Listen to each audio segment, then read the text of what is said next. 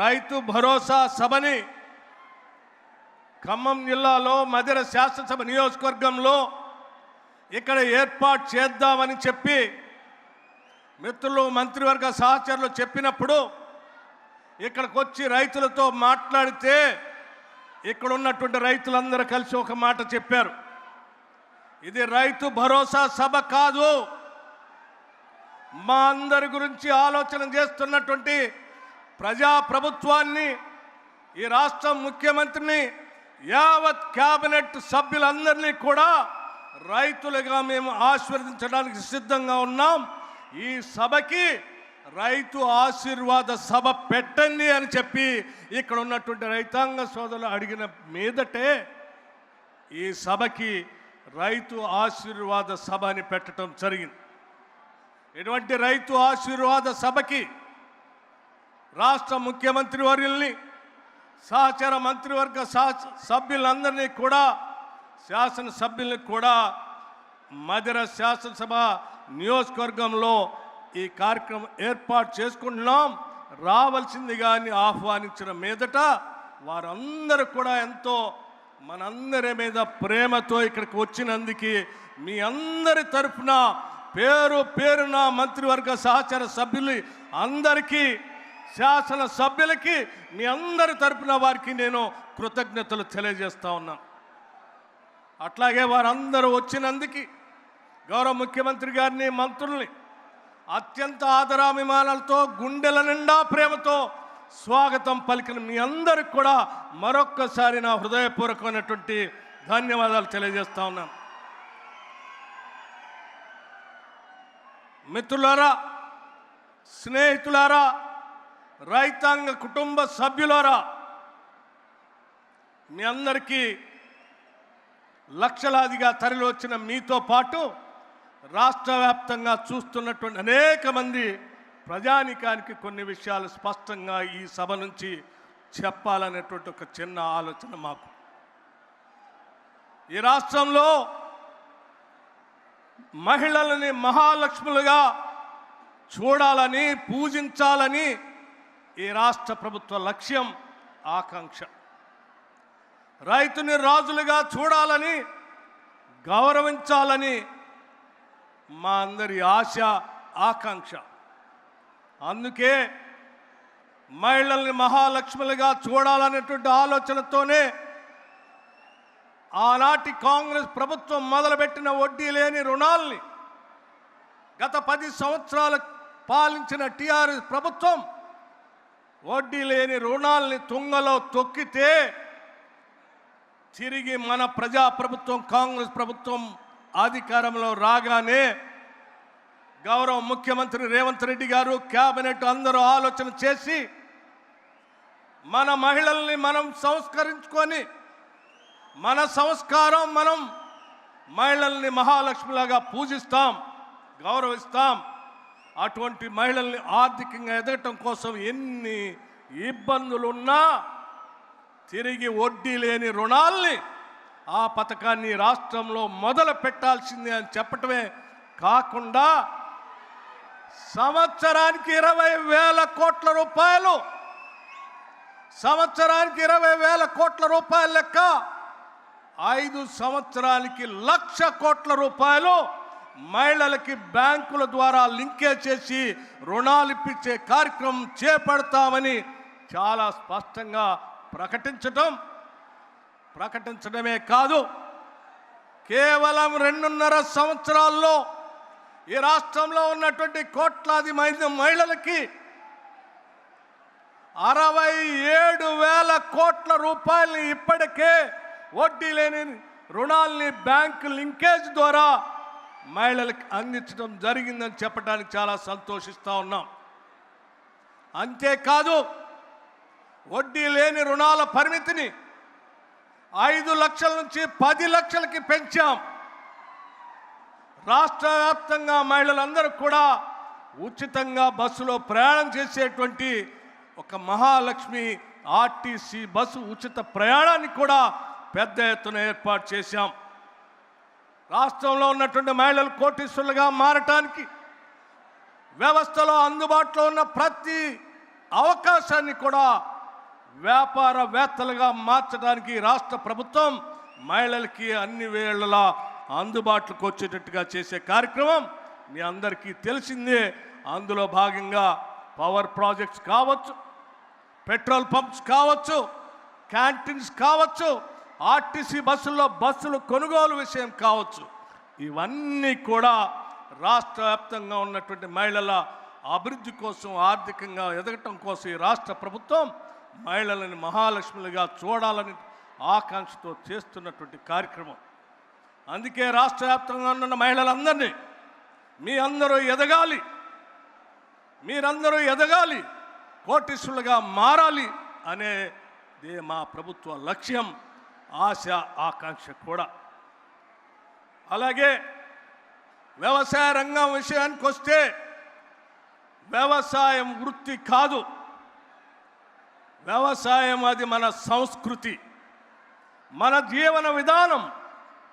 వ్యవసాయం మీద రాష్ట్ర ప్రభుత్వం ఇచ్చేటువంటి సంక్షేమ కార్యక్రమాల పేరు మీద ఇచ్చే నిధులు ఉచితాలు కాదు. అది రాష్ట్రానికి వచ్చేటువంటి స్థూల ఉత్పత్తి ఆదాయానికి కావలసిన పెట్టుబడులుగా రైతాంగ సోదరులకి రాష్ట్ర ప్రభుత్వం రైతు భరోసా పేరు మీద పెద్ద ఎత్తున నిధులు ఇస్తూ ముందుకు పోతా ఉన్నాం.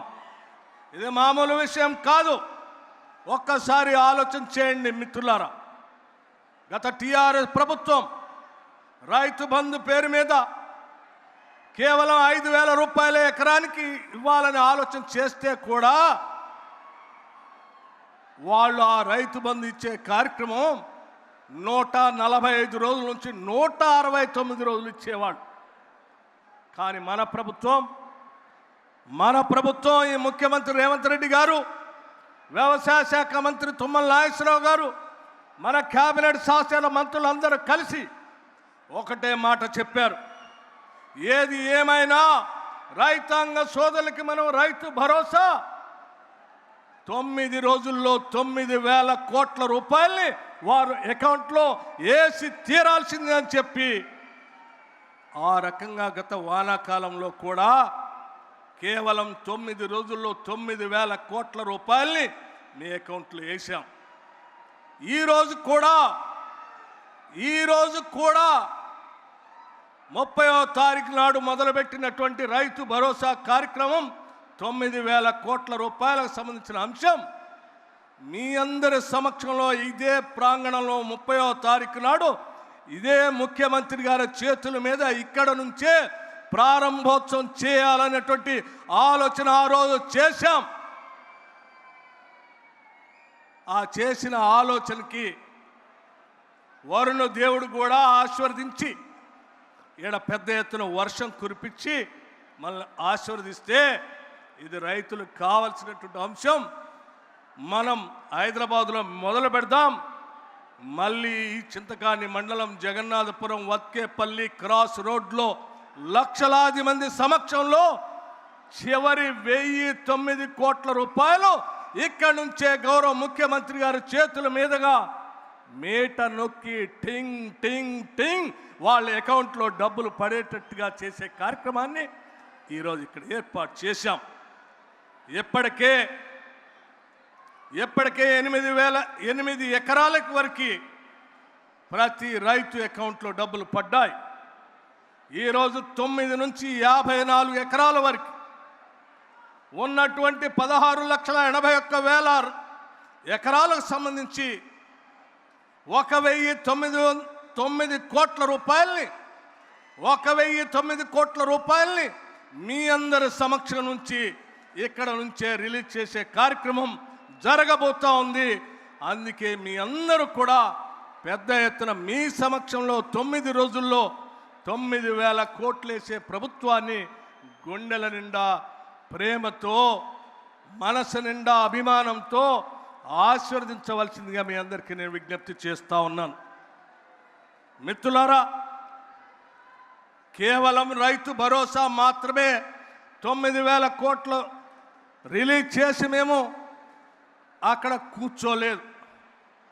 రైతుని రాజుగా చూడాలనేటువంటి ఆలోచనతో రైతు భరోసాతో పాటు పండించిన మీ పంటని ధాన్యం కొనుగోలుని సివిల్ సప్లై శాఖ మంత్రులు ఉత్తమ్ కుమార్ రెడ్డి గారి నాయకత్వంలో కొనుగోలు చేయటమే కాదు, కొనుగోలు చేసిన ధాన్యాన్ని మీ అకౌంట్లో టంచనగా నిధులు వేసిన సంగతి కూడా మీ అందరికీ తెలిసిందే. మీరు మొక్కజొన్న పండిస్తే, జొన్న పండిస్తే ఈ దేశంలో ఏ రాష్ట్రం కొనుగోలు చేయకపోయినా మన రాష్ట్రంలో, మన ప్రాంతంలో మన రైతాంగ సోదరులు మొక్కజొన్న పండించారు, జొన్నలు పండించారు. వాళ్ళ కొనుగోలు చేయకపోతే అన్యాయం అయిపోతారంటే మార్కెట్ నుంచి మొక్కజొన్నని, జొన్నల్ని వ్యవసాయ శాఖ మంత్రి గారు తుమ్మల నాగేశ్వరరావు గారు ముఖ్యమంత్రి గారు ఆదేశాలతో, కేబినెట్ ఆదేశాలతో పెద్ద ఎత్తున కొనుగోలు చేసి మీ అందరికీ డబ్బులు ఇచ్చిన సంగతి కూడా మీ అందరికీ తెలిసిందే. ఇది బహుశా మన పక్కనున్న రాష్ట్రంలో ఉన్నటువంటి మొక్కజొన్న పండించిన రైతులు కూడా నిన్న వచ్చి నాకు చెప్తా ఉన్నారు, దేశంలో ఈ మొక్కజొన్నను ఎవరు కొనుగోలు చేయలేదు, కేవలం తెలంగాణలో ఉన్న ప్రభుత్వం మాత్రమే కొనుగోలు చేసింది. అందుకే మీ అందరినీ మీరు పండించిన ఈ పంటని కొనుగోలు చేసి మీకు డబ్బులు ఇవ్వటమే కాదు, ఇప్పుడు మిగిలిన డబ్బులు కూడా ఈరోజు మొక్కజొన్నకు సంబంధించిన నిధులు కూడా వ్యవసాయ శాఖ మంత్రి గారు మార్కెట్ నుంచి మీ అకౌంట్లో వేసే కార్యక్రమాన్ని చేపట్టారు. అందుకే మీ అందరికి కూడా నేను విజ్ఞప్తి చేస్తూ ఉన్నాను, మీకోసం ఆలోచన చేసేటువంటి ప్రభుత్వం ఇది. రైతుల కోసం కేవలం రైతు భరోసాయే కాదు, కొనుగోలు ఒక్కటే కాదు, రైతు రుణమాఫీ 21,000 కోట్ల రూపాయలు లక్షలాది మంది రైతాంగ సోదరుల అకౌంట్లో వేసాం. ధాన్యం కొనుగోలు సంబంధించి బోనస్ పేరు మీద పెద్ద ఎత్తున నిధులు ఇచ్చాం. ఇన్సూరెన్స్ ఫార్మర్స్ సంబంధించి రైతాంగ సోదరులకి ఇన్సూరెన్స్ సంబంధించి రాష్ట్ర ప్రభుత్వం నిధులు కట్టింది. క్రాప్ డ్యామేజ్ గత 10 సంవత్సరాల్లో టీఆర్ఎస్ ప్రభుత్వం ఏనాడు కూడా క్రాప్ డ్యామేజ్ గురించి ఒక్క రూపాయి కూడా ఇవ్వలేదు.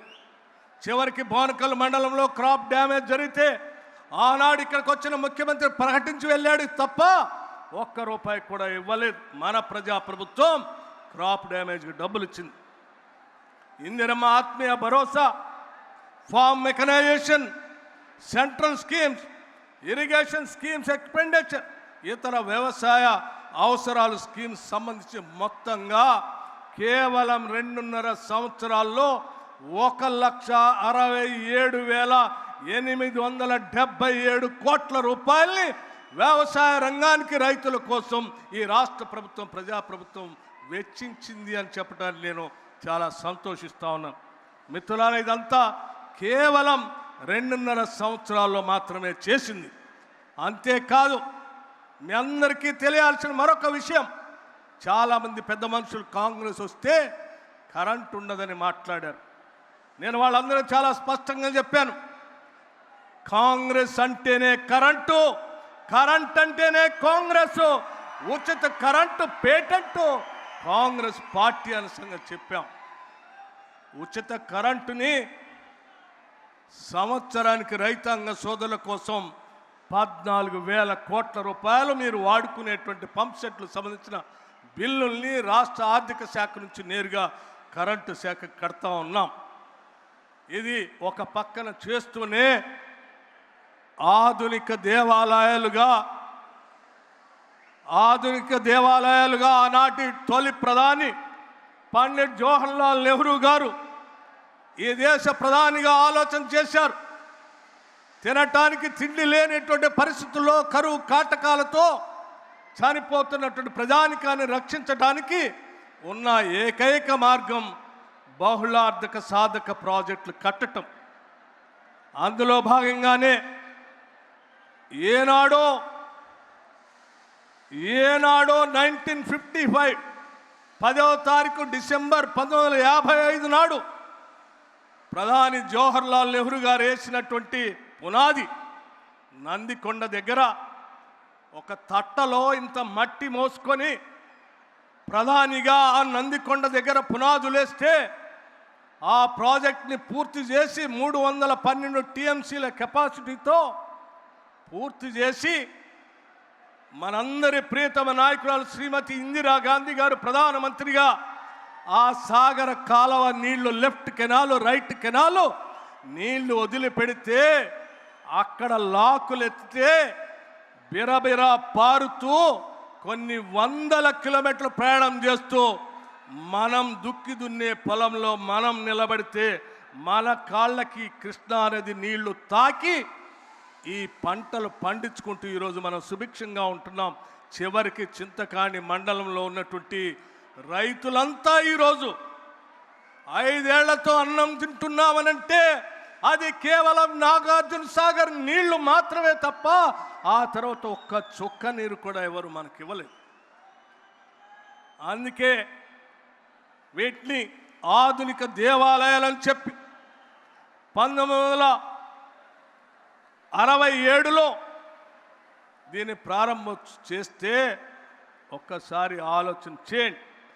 ఈనాటి వరకు కూడా కొన్ని వందల కిలోమీటర్లు ప్రయాణం చేస్తున్నా కూడా ఇరిగేషన్ ప్రాజెక్టుతో పాటు పవర్ ప్రాజెక్ట్స్ డ్యామ్ కింద డ్యామ్కి లెఫ్ట్ సైడ్ రైట్ సైడ్ ఉంటే కూడా దాదాపు 59 సంవత్సరాలు అంటే ఒక 6 దశాబ్దాలు 60 సంవత్సరాలు చెక్కు చెదరలేదు ఆ ప్రాజెక్టు. అది కాంగ్రెస్ పార్టీ నిబద్ధతకి ప్రజల పక్షాన కాంగ్రెస్ పార్టీ కట్టేటువంటి ప్రాజెక్టుకి నిదర్శనం అని చెప్పడానికి నేను అది ఒక ఉదాహరణగా చెప్తా ఉన్నా. అదే స్థాయిలో శ్రీశైలం బహుళార్థక ప్రాజెక్ట్ 1982లో ఇందిరాగాంధీ గారు నెహ్రూ గారు ఫౌండేషన్ వేస్తే 82లో మొదలుపెట్టిన ప్రాజెక్ట్ ఒక పవర్ ప్రాజెక్ట్తో పాటు ఇరిగేషన్ ఇస్తూ 308 టీఎంసీల కెపాసిటీతో ఈనాటి వరకు కూడా చెక్కు చెదరలేదు. అక్కడున్న స్టోరేజ్ నీళ్లతోనే ఈరోజు కూడా నాగార్జున సాగర్కి నీళ్ళు వస్తున్నాయి, అక్కడ నుంచి మన పొలాలకు నీళ్ళు వస్తూ ఉన్నాయి. అలాగే జోరాల ప్రాజెక్ట్ 1981లో మొదలుపెట్టిన కట్టినటువంటి ప్రాజెక్ట్ ఈనాటికి కూడా చెక్కు చెదరలేదు. రైట్ కెనాల్ లెఫ్ట్ కెనాల్ ద్వారా మల్టీపర్పస్ డ్యామ్గా అది పనిచేస్తూనే ఉంది. అది కృష్ణా నది పైన చివరికి పులిచింతల ప్రాజెక్టులు కూడా ఆనాటి కాంగ్రెస్ ప్రభుత్వాలు కట్టాయి. మిత్రులారా, గోదావరి నది పైన ఎస్ఆర్ఎస్పి శ్రీరామ్ సాగర్ ప్రాజెక్ట్ 112 టీఎంసీల కెపాసిటీతో 1977లో 10 లక్షల ఎకరాలకి సాగునీరు అందించేటట్టుగా 4 కాలువలతో కాకతీయ సరస్వతి లక్ష్మి ఫ్లడ్ కెనాల్తో కడితే ఈనాటికి కూడా ఆ ప్రాజెక్టు చెక్కు చెదరలేదు. ఈనాటికి కూడా కాకతీయ కెనాల్ ద్వారా మన ఖమ్మం జిల్లాలో ఉన్నటువంటి తిరుమల పాలానికి కూడా నీళ్ళు వస్తూ ఉన్నాయి. దీని కెపాసిటీ 212 టీఎంసీలుగా ఉంది. అట్లాగే శ్రీపాద ఎల్లంపల్లి ఆనాటి కాంగ్రెస్ ముఖ్యమంత్రి డాక్టర్ వైఎస్ రాజశేఖర రెడ్డి గారు 2004లో ఆ ప్రాజెక్టును మొదలుపెట్టి పూర్తి చేసి మనకు అందిస్తే ఈనాటికి కూడా అది చెక్కు చెదరలేదు. ఇప్పటికి కూడా అద్భుతంగా కొనసాగుతూనే ఉన్నాయి. కానీ ఇన్ని వందల టీఎంసీల కెపాసిటీతో కొన్ని దశాబ్దాల క్రితం కట్టినటువంటి ప్రాజెక్టులు కూడా చెక్కు చెదరకుండా నీళ్లు అందిస్తూ ఉంటే ఈ రాష్ట్ర వనరులు సంపద తెలంగాణ రాష్ట్రానికి చెందాలనేటువంటి ఆలోచనతో ఇక్కడ ఉన్నటువంటి ప్రజలు ఆత్మహత్యలు చేసుకుంటా ఉంటే మన అధినాయకురాలు సోనియా గాంధీ గారు ఆలోచన చేసి తెలంగాణ రాష్ట్రం ఇస్తే ఈ సొమ్మంతా మనకే చెందాలని ఆలోచన చేసి ప్రత్యేక రాష్ట్రం వస్తే బాగుపడతాం అనుకుంటే ఆ మాయమాటలు చెప్పి అధికారంలోకి వచ్చిన టీఆర్ఎస్ పార్టీ కాళేశ్వరం కట్టక ఒక ప్రాజెక్ట్ కట్టిందయ్యా. కాళేశ్వరం ప్రాజెక్ట్ ఏమైందయ్యా? కాళేశ్వరం 1,00,000 కోట్ల పైబడి కట్టి కూల్చేశారు తప్ప ఒక్క చుక్క నీళ్లు కూడా మనకు ఉపయోగపడే పరిస్థితి లేకుండా పోయింది. డాక్టర్ బాబాసాహెబ్ అంబేద్కర్ పేరు మీద ఆనాటి కాంగ్రెస్ ప్రభుత్వం మొదలుపెట్టినటువంటి ప్రాజెక్టు 38,000 కోట్లతో మొదలు పెడితే 11,000 కోట్ల రూపాయలు పూర్తి చేస్తే కేవలం మిగిలి ఉన్నటువంటి 27,000 కోట్లతో కంప్లీట్ చేస్తే 16.5 లక్షల ఎకరాలకి నీళ్లు 7 జిల్లాలకి మంచినీళ్ళు, హైదరాబాద్ ఇండస్ట్రీకి నీళ్ళు ఇచ్చేటువంటి ప్రాజెక్ట్ని 27,000తో అయిపోయేటువంటి 27,000 కోట్లతో అయిపోయేటువంటి ప్రాజెక్ట్ని కాళేశ్వరం పేరు మీద నిన్న ముఖ్యమంత్రి గారు రేవంత్ రెడ్డి గారు, ఉత్తమ్ కుమార్ రెడ్డి గారు ప్రజెంటేషన్ ఇచ్చినప్పుడు చూసాం. ఆ ప్రాజెక్టు 1,40,000 కోట్లకు పెరిగింది. ఎక్కడ 27,000 కోట్లు, ఎక్కడ 1,47,000 కోట్లు? పోనీ ఆ 1,47,000 కోట్లతోనైనా ఉందా ప్రాజెక్ట్ అంటే కూలిపోయి నీళ్లు లేనటువంటి పరిస్థితిలో ఈరోజు మనం బాధపడుతూ ఉన్నాం. ఆనాటి కాంగ్రెస్ ప్రభుత్వాలు కట్టినటువంటి ప్రాజెక్ట్, ఒక్కొక్క ప్రాజెక్ట్ టీఎంసీ కెపాసిటీ 100 టీఎంసీల పైన ఉంటే కూడా చెక్కు చెదరలేదు. కానీ మేడిగడ్డ, అన్నారం, సుందిళ్ళ, మేడిగడ్డ వచ్చి కేవలం 5 టీఎంసీలు, అన్నారం వచ్చి 10 టీఎంసీలు, లేకపోతే సుందిళ్ళు వచ్చి ఒక 8 టీఎంసీల కెపాసిటీలో ఉన్న ఈ ప్రాజెక్టులే కేవలం 10 టీఎంసీ లోపులోనే నీళ్లు మోయలేకుండా కొట్టుకొని పోయే పరిస్థితి వస్తే ఎంత దుర్వినియోగం చేశారో నిధులు ఒక్కసారి ఆలోచన చేయాల్సిందిగా యావత్ రాష్ట్ర రైతాంగ సోదరులందరికీ తెలియజెప్పడం కోసమే నేను ఈ లెక్కలు చెప్పానని మీ అందరికీ నేను సవినయంగా మనవి చేస్తా ఉన్నాను. మిత్రులారా, ఆలోచన చేయండి. ఇంకా తగుదనమ్మా అని చెప్పి ఒక పెద్ద మనిషి హరీష్ రావు గారు బయలుదేరి అబద్ధాలన్నీ పోగేసి అవినీతి సొమ్ముతో పోగేసుకున్న సోషల్ మీడియాలో, లేకపోతే వాళ్ళు పెట్టుకున్నటువంటి నమస్తే తెలంగాణ పేపర్లో, లేకపోతే టీ న్యూస్లోనో నిన్న మొన్న వారి సోదరు చెప్తా ఉన్నారు.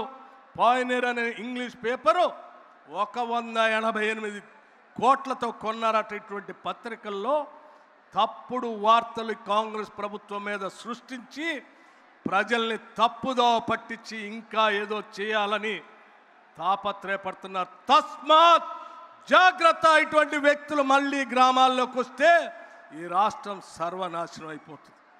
ఎందుకంటే నేను చాలా స్పష్టంగా చెప్పదలుచుకున్నాను. మిత్రులారా, సీతారామ ప్రాజెక్ట్ ఇప్పుడు మన జిల్లాకు సంబంధించిన ప్రాజెక్ట్ తుమ్మల నాగేశ్వరరావు గారు చెప్పారు చాలా స్పష్టంగా. ఈరోజు మన ప్రభుత్వం వచ్చిన తర్వాత మీరు ఆనాడు ప్రాజెక్టు మొదలుపెట్టి గాలికి వదిలేసిపోతే, కాంగ్రెస్ ప్రభుత్వం వచ్చిన తర్వాత రాజీవ్ కెనాల్ అని ప్రత్యేకంగా డిజైన్ చేసి 100 కోట్లు పైబడి నిధులు కేటాయించి ఇవాళ లిఫ్ట్ చేస్తే ఆ నీళ్లు ఎన్ఎస్పి కెనాల్లోకి వచ్చి వైరా చెరువులోకి వచ్చి ఉపయోగపడేటట్టుగా తయారైన తప్ప వాళ్ళలాగా చేసి ఉంటే చాలా నష్టపోయేవాడు. ఇందిరా సాగర్, రాజీవ్ సాగర్ కేవలం 1,400 కోట్లతో అయిపోయేదాన్ని 24,000 కోట్లకు పెంచి అటు కాళేశ్వరం ప్రాజెక్ట్ని, ఇటు సీతారామ ప్రాజెక్ట్ని రాష్ట్ర ప్రజలపైన గోదావరి నదిపైనే దాదాపు 1,50,000 కోట్లు దోపిడీ చేసినటువంటి టీఆర్ఎస్ ప్రభుత్వం ఆనాటి ప్రభుత్వం తిరిగి మన మధ్యకు వచ్చి కట్టుకథలు చెప్పడం కోసం ప్రయత్నం చేస్తున్నారు. జాగ్రత్తగా ఉండాల్సినటువంటి అవసరం ఉందని మీ అందరికీ నేను మనవి చేస్తా ఉన్నాను. మిత్రులారా, ఈరోజు కాంగ్రెస్ పార్టీ అనేక కార్యక్రమాలు చేపట్టింది. మీ అందరికీ నేను చాలా స్పష్టంగా చెప్పదలుచుకున్నటువంటి అంశం, ఆనాడు టీఆర్ఎస్ పార్టీ చేసినటువంటి అరాచకాలు, మిగులు బడ్జెట్, ఆ మిగులు బడ్జెట్తో పాటు 8,21,000 కోట్లు అప్పు చేసి పోతే ఈనాటి ప్రభుత్వం ఆ అప్పుకు సంబంధించి కేవలం 2.5 సంవత్సరాల్లో 2,08,000 కోట్ల అప్పు కట్టి కూడా 2,08,000 కోట్ల అప్పు కట్టి కూడా ప్రతి నెల ఉద్యోగస్తులు జీతాలు ఇచ్చేటువంటి కార్యక్రమం చేపట్టాం. ఆనాడు ఉద్యోగస్తుల కోసం 10,000 కోట్ల రూపాయల బిల్లులు పెండింగ్ పట్టిపోతే ఈనాటి క్యాబినెట్, ముఖ్యమంత్రి రేవంత్ రెడ్డి గారి నాయకత్వంలో ఉన్నటువంటి క్యాబినెట్ ఆలోచన చేసి రాష్ట్రంలో పనిచేస్తున్న ఉద్యోగస్తుల బిల్లులన్నీ కూడా క్లియర్ చేయాలని నెలకి 2,000 లెక్క దాదాపు 6,000 కోట్ల రూపాయల్ని అప్పు కడుతూ కూడా వాళ్ళకి పెండింగ్ బిల్లులు క్లియర్ చేస్తూ 1వ తారీఖు నాడే జీతాలు ఇచ్చే పరిస్థితుల్లో రాష్ట్ర ప్రభుత్వం పనిచేస్తూ ఉంది. ఈ అప్పు కడుతూనే ప్రతి నెల జీతాలు ఇస్తూనే పెండింగ్ బిల్లులు ఇస్తూనే ఆనాటి టిఆర్ ప్రభుత్వంలో ఉన్నటువంటి షాదీ ముబారక్ బంద్ చేయకుండా, కళ్యాణ లక్ష్మి బంద్ చేయకుండా, వాటితో పాటు ఈరోజు కాంగ్రెస్ ప్రభుత్వం రూపాయి పోగేసి అనేక సంక్షేమ కార్యక్రమాలు చేపడుతూ ముందుకు పోతున్నాం. రైతు సంక్షేమంతో పాటు ఇందిరమ్మ ఇళ్ళకి 4,50,000 ఇళ్ళని ఒకటేసారి రాష్ట్ర ప్రభుత్వం శాంక్షన్ చేసింది. ఒక్కొక్క ఇంటికి 5 లక్షల రూపాయల లెక్క ఇస్తూ ఈ దేశ చరిత్రలోనే ఏ రాష్ట్రం కట్టలేనటువంటి ఇళ్ళని ఈరోజు మనం కడతా ఉన్నాం. అట్లాగే 1,06,00,000 కుటుంబాలకి ఓ పక్క అప్పు జీతాలు చేస్తూ కూడా 1,06,00,000 కుటుంబాలకి సన్నబియ్యం అదనంగా ఇస్తూ ఉన్నాం. మనం వచ్చిన తర్వాత 53 లక్షల కుటుంబాలకి ఉచిత కరెంటు, 200 యూనిట్లు ఫ్రీ పవర్ ఇస్తూ ఉన్నాం. వాళ్ళు చేసిన అప్పులు కడుతూనే, అట్లాగే వారు చేసిన అప్పులు కడుతూనే 5 లక్షల నుంచి 10 లక్షల వరకు రాజీవ్ ఆరోగ్యశ్రీ పథకాన్ని పెంచాం. వారు తెచ్చినటువంటి అప్పులకి వడ్డీలు కడుతూనే 5 లక్షల నుంచి 10 లక్షల వరకు వడ్డీ లేని రుణాల పథకాన్ని పెంచాం. వారు చేసిన అప్పులకి వడ్డీలు అసలు కడుతూనే ఉచిత బస్సు మహిళల కోసం ఏర్పాటు చేశాం. వారు తెచ్చిన అప్పుకి అసలు వడ్డీ కడుతూనే అదనంగా కొత్త రేషన్ కార్డుని రాష్ట్ర వ్యాప్తంగా ఇచ్చాం. వారు తెచ్చిన అప్పుకి వడ్డీ అసలు కడుతూనే రాష్ట్ర వ్యాప్తంగా ఉన్నటువంటి విద్యార్థులకి డైట్ ఛార్జెస్ 40% పెంచాం. 200% కాస్మెటిక్ ఛార్జెస్ పెంచాం. వారు చేసిన అప్పులకి వడ్డీ అసలు కడుతూనే రాష్ట్ర వ్యాప్తంగా ఉన్నటువంటి మన బిడ్డలు చదువుకోవటానికి కుల మతాలకు అతీతంగా ఒక ఉమ్మడి కుటుంబంలాగా ఉండాలని ముఖ్యమంత్రి దార్శనికతతో young India integrated residential schools ఒక్కొక్క స్కూల్ 200 కోట్లతో 100 స్కూల్స్ని రాష్ట్రంలో మొదలుపెట్టాం. తెలంగాణ పబ్లిక్ స్కూల్స్ మొదలుపెట్టాం. స్కిల్స్ యూనివర్సిటీ మొదలుపెట్టాం. ఇవి కాకుండా 27 లక్షల మంది ప్రభుత్వ పాఠశాలలో చదువుతున్న విద్యార్థులకి మధ్యాహ్నం ఉదయం పూట అల్పాహారంతో పాటు ఒక గ్లాసు పాలు, రాగి జావ కూడిన ఒక గ్లాసు ఇచ్చే ఏర్పాటు చేశాం. ఇంటర్మీడియట్ విద్యార్థులకు మధ్యాహ్న భోజన పథకాన్ని ప్రారంభించబోతున్నాం. చివరికి రాష్ట్రంలో ఉన్న 1,15,00,000 కుటుంబాలకి ఏ ఒక్క కుటుంబాన్ని కూడా వదిలిపెట్టకుండా ప్రతి కుటుంబానికి 5 లక్షల రూపాయల లెక్క ఇందిరమ్మ బీమా పథకాన్ని ఈ రాష్ట్ర ప్రభుత్వం మీ అందరి కోసం అమలు చేయబోతుందని చెప్పడానికి కూడా నేను సంతోషిస్తూ ఉన్నాను. ఇవన్నీ ఎందుకు చెప్తా ఉన్నానంటే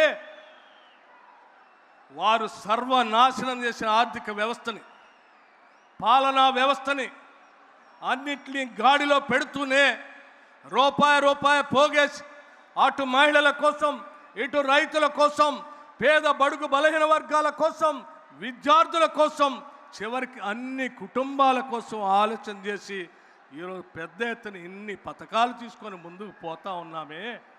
వీటిని అభినందించాల్సింది పోయి కాంగ్రెస్ ప్రభుత్వం ఇవన్నీ చేసుకుంటూ పోతే ఇక మేము మిగలమని చెప్పి కొన్ని అబద్ధాలు పోగేసుకొని కావాలని ఒక పక్క నుంచి హరీష్ రావు, ఇంకో పక్కన కేటీఆర్, ఆయనేమో ఫామ్ హౌస్లో పడుకుంటాడో, వీళ్ళిద్దరిని పిల్లల్ని పంపిస్తాడు. వీళ్ళు మాట్లాడుతా అంటే ఈ రాష్ట్రంలో కాంగ్రెస్ నాయకులు కానీ, కార్యకర్తలు కానీ, ప్రజలు కానీ ఎవరు చూస్తూ ఊరుకోవటానికి సిద్ధంగా లేరు. మీరు ఊళ్ళల్లోకి వస్తే తరిమి కొడతారు తప్ప మిమ్మల్ని ఎవరిని గ్రామాల్లో కూడా రానియరు.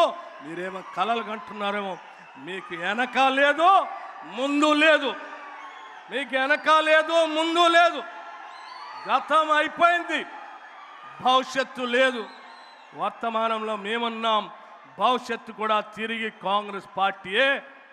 ప్రజా సంక్షేమం కోసం ప్రజాప్రభుత్వాన్ని, ఇందిరమ్మ రాజ్యాన్ని రాష్ట్ర ముఖ్యమంత్రి రేవంత్ రెడ్డి గారి నాయకత్వంలో యావత్ కేబినెట్ సహచర మంత్రివర్గ సభ్యులు అందరూ సమిష్టిగా ఒక సోదర భావంతో రాష్ట్ర ప్రజల కోసం మేమందరం గ్రామీణ ప్రాంతాల నుంచి వచ్చినటువంటి వాళ్ళం. ముఖ్యమంత్రి రేవంత్ రెడ్డి గారు కానీ, లేకపోతే నేను కానీ, తుమ్మల నాగేశ్వరరావు గారు కానీ, ఉత్తమ్ కుమార్ రెడ్డి గారు కానీ, శ్రీధర్ బాబు గారు కానీ, లేకపోతే సభాపతి గారు కానీ, శాసనమండలి చైర్మన్ గారు కానీ, రెవెన్యూ శాఖ మంత్రి గారు కానీ, వాకిట్ శ్రీహరి గారి కానీ, ఇక్కడ ఉన్నటువంటి మంత్రివర్గ సహచరులు అందరూ కూడా గ్రామీణ ప్రాంతాల నుంచి వచ్చినటువంటి వాళ్ళమే.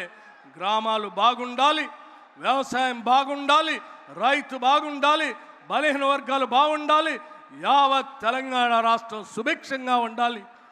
అదే మా అందరి ఆలోచన.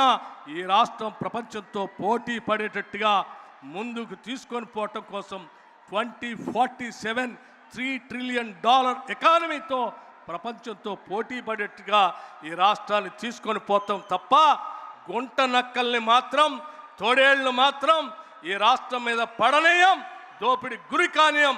మేమందరం మీ ఆస్తుల్ని, మీ వ్యవస్థల్ని, మీ కుటుంబాల్ని మీకు రక్షణగా నిలబడతామని చెప్పి సవినయంగా మనవి చేస్తూ మరొక్కసారి అశేషంగా కదిలి వచ్చిన మీ అందరికీ పేరు పేరున హృదయపూర్వకమైనటువంటి ధన్యవాదాలు తెలియజేస్తూ ముగిస్తా ఉన్నాను.